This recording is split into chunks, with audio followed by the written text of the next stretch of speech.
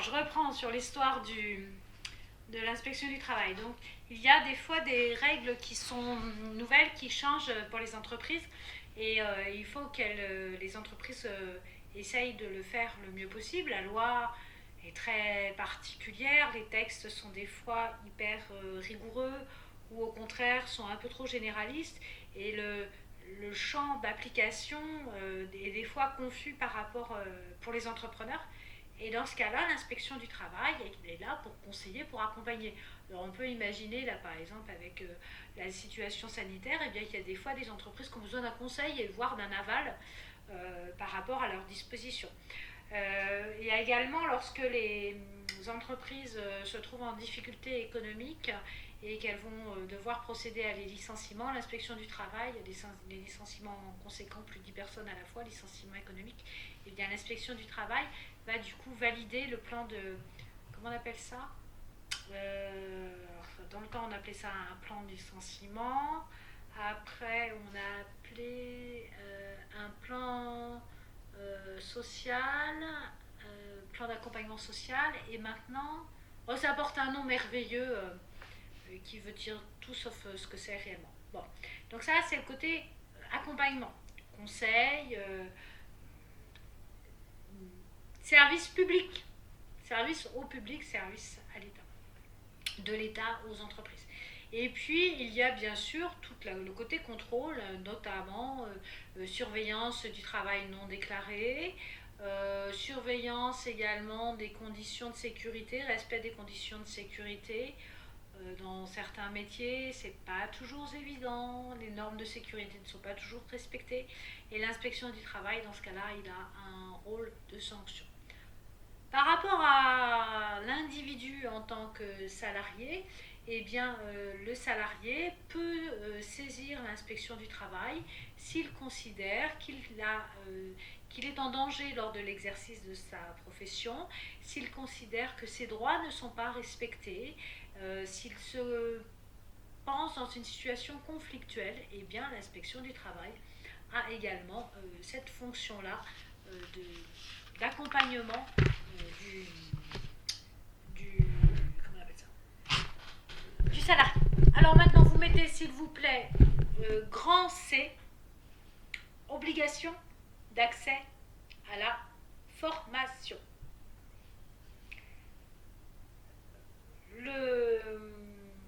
La loi du travail considère, le code du travail considère que dans les obligations qui incombent à l'employeur, il y a le maintien de l'employabilité.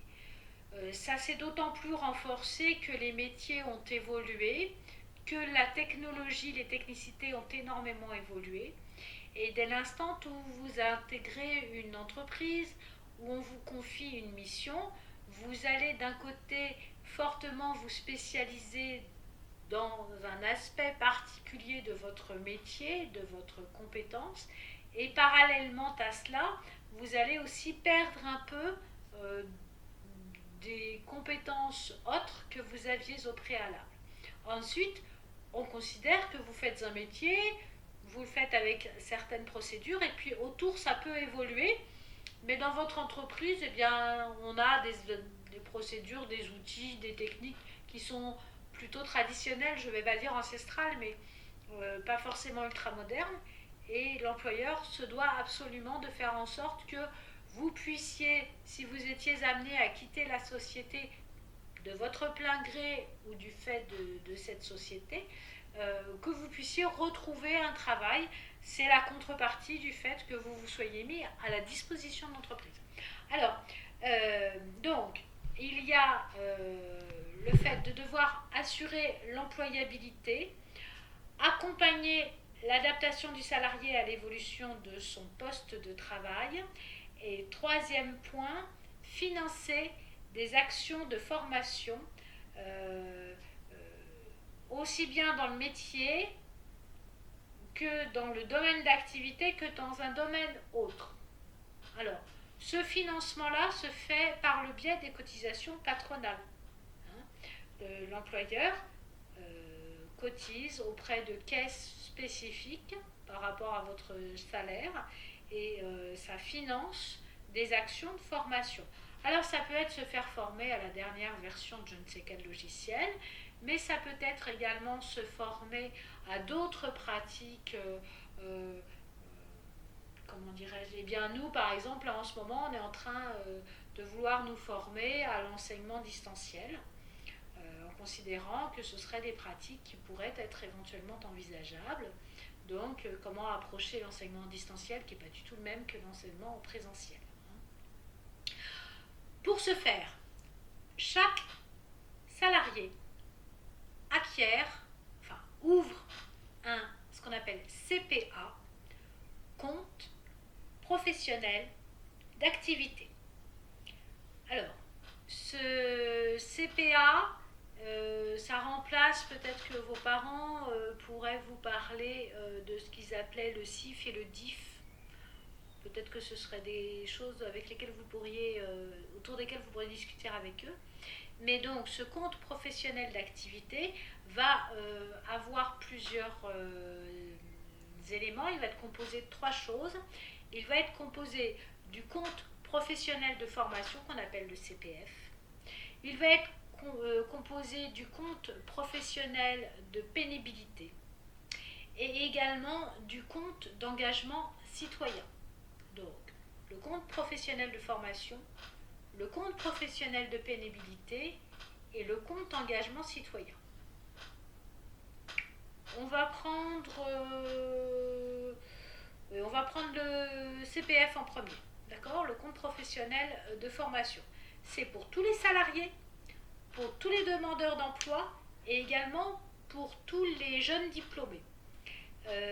Ça vous octroie un certain nombre de volumes d'heures de formation continue qui vous permettent de vous maintenir à niveau ou de rattraper un décalage de niveau ou de développer certaines compétences.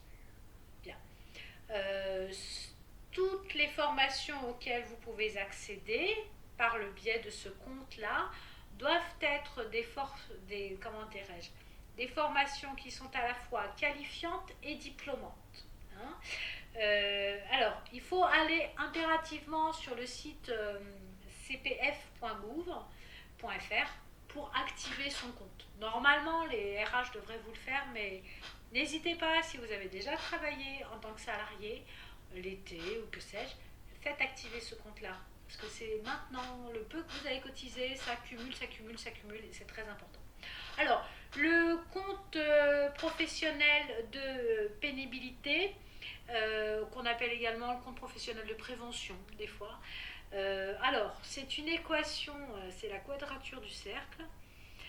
C'est une équation qui met en rapport plusieurs phénomènes qui concernent vos horaires de travail, qui concernent les postures que vous utilisez, que vous adaptez pendant votre travail. Ça peut être des postures répétitives, qui vont également prendre en considération votre environnement de travail.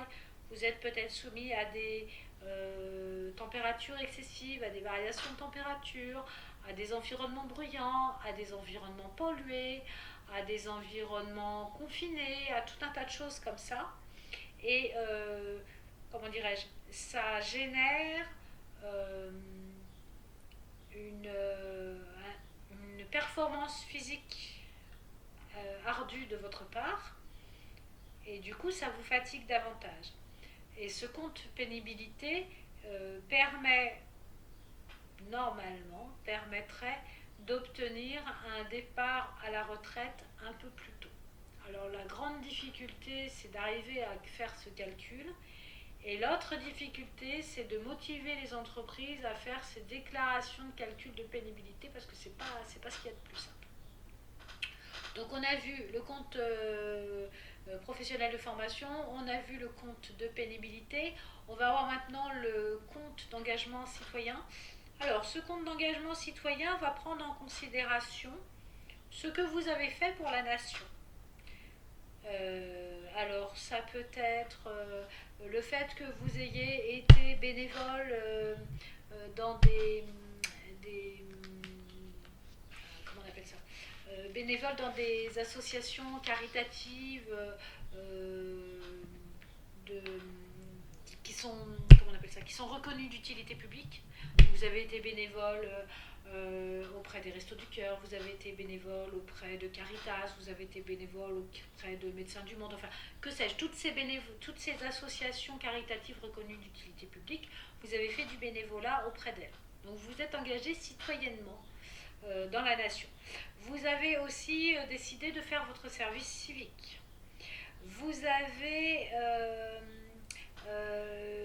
vous êtes déclaré comme réserviste pour l'armée ou réserviste pour la santé. Vous êtes également maître d'apprentissage, c'est-à-dire que vous recevez en tant que chef d'entreprise, vous recevez des apprentis, c'est-à-dire que vous prenez de votre temps sur votre rythme d'entreprise pour former des gens. Eh bien, dans ce cas-là, vous allez obtenir 60 heures de points au niveau de votre formation. Voilà. L'État considère que vu que vous êtes engagé vis-à-vis de la nation, en échange de cela, l'État va considérer que vous avez cumulé des droits à pouvoir être formé et développer votre employabilité. Donc ça, c'était le grand 3